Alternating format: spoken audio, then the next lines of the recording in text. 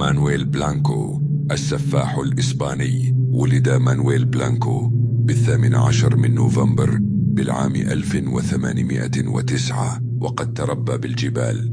كانت حياته قاسية، حيث أن أهله قاموا بتربيته كفتاة، وكان اسمه مانويلا. فكانت الأم تبقيه بالمنزل، وكانت تلبسه الفساتين وتعلمه كيف يتصرف مثل البنات. استمر ذلك حتى عمر 6 سنوات، حينما زارهم طبيب ورأى ما جرى. أخبرهم أن هذا خطأ، وأن عليهم ترك المسكين يعيش حياة الصبية الآخرين.